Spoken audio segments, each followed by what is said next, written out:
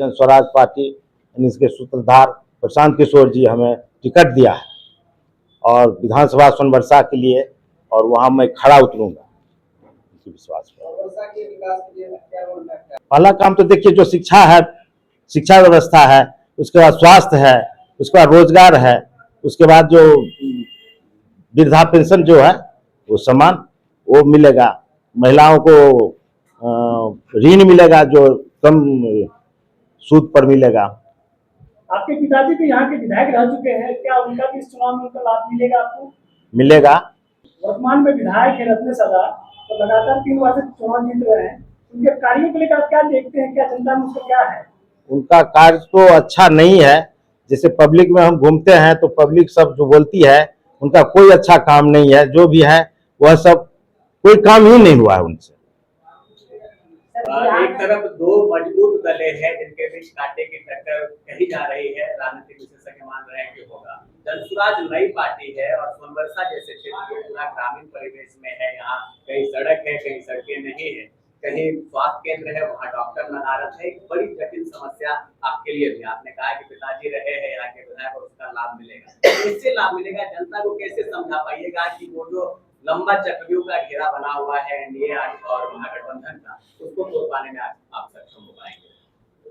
तोड़ने में तो हमारा योगदान रहेगा और जितना महान जनता है उनका योगदान रहेगा, और मैं जनता, महान जनता को धन्यवाद दूंगा जो इस चक्रव्यूह से निकालने का काम करेंगे।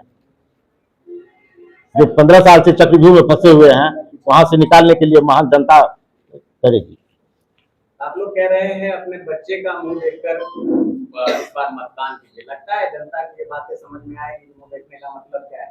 क्योंकि तरह तरह की राजनीति होती है, चुनाव आता है तो भारत पाकिस्तान का मुद्दा चलता है, हिंदू मुसलमान का मुद्दा चलता है। जनसुराज के पास बस यही एक मुद्दा है कि बच्चे का मुंह देखिए।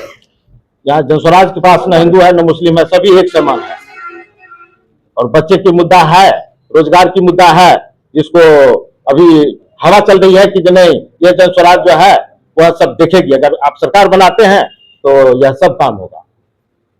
सर बिहार में बहुत ऐसे पार्टी है, जैसे आरजेडी है, उसके बाद जदयू है, फिर आप जनसुराज को ही क्यों चुने? जनसुराज इतनी ईमानदार पार्टी है और नया पार्टी रहने से नहीं, ईमानदार पार्टी है, और जो करते कहते हैं वह यह करने के लिए सारा इंतजाम लगाए हुए हैं, इसीलिए मैं जनसुराज को स्वीकार किया।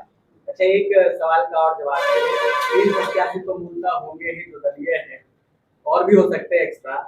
आप अपने आप को कैसे बेहतर मानते हैं कि जनता आपके साथ है?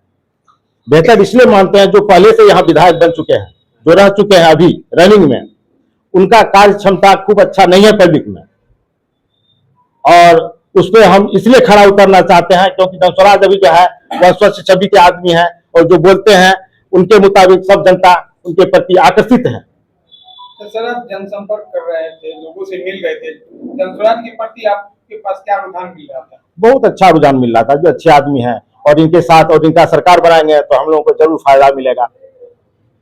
और सर सोनबरसा की कौन सी ऐसी सब समस्या है जो अगर यहाँ की जनता अगर आपको चुनती है तो आप पहले कीजिए? सबसे पहले देखिए बनमाई टहरी में हमने घुमा, बनमाई टहरी में सड़क बहुत जर्जर है, और सड़क की ऐसी स्थिति है वहां कोई देखने वाला तक नहीं है। हम सबसे पहले बनमाई टहरी के बारे में बताएंगे। बनमाई टहरी में सबसे पहले प्राथमिकता होगी तो सड़क की होगी, यातायात की साधन बहुत कम है वहाँ। स्वास्थ्य तो है ही, स्वास्थ्य तो सब जगह है। जनसुराज का कहना है कि जीतते ही शराबबंदी चालू कर दिया जाएगा, इसका नेगेटिव असर इस चुनाव में देखने को मिल सकता है? कोई नेगेटिव नहीं, पॉजिटिव मिलेगा। क्या कहेंगे इस बार में, क्या रहेगी, जीत होगी? जनसुराज का सही सोच, सही लोग के सिद्धांत पर ही सत्येंद्र कुमार हाजरा जी का चयन हुआ है। बहुत बड़े शिक्षाविद भी रह चुके हैं और पूरे जीवन पर्यंत शिक्षा से ही जुड़े हुए हैं, और इनके पिताजी का समृद्ध ईमानदार राजनीतिक विरासत रहा है यहाँ पर, और इन्हीं के कारण से इनको सत्येंद्र हाजरा को हाथों हाथ क्षेत्र में लिया जा रहा है कि इनके पिताजी का जो समृद्ध राजनीतिक विरासत था ईमानदारी का, वो एक बहुत बड़ा आधार बन रहा है जनसुराज का सोनबरसा विधानसभा में विस्तार एवं फैलाव का। सोनबरसा से कई दावेदार थे टिकट के, आज के प्रेस कॉन्फ्रेंस में वो दावेदार भी नजर नहीं आ रहे, क्या एकजुटता बनी हुई है या नहीं? अब स्वाभाविक है, देखिए एक ही परिवार के जब 5 सदस्य संभावित प्रत्याशी थे, टिकट किसी एक को ही मिलना था, तो वो भी हमारे ही परिवार के बहुत ही करीबी आदमी हैं। समय अभाव है, कल चूंकि घोषणा हुआ है, उनके साथ जाएंगे, उनसे मिलेंगे। हमारे ये प्रत्याशी सब आदमी मिल करके एक ही साथ, मेन लगता है कि जन सुराज का जहां तक विस्तार हो, कोई करवाहट नहीं है।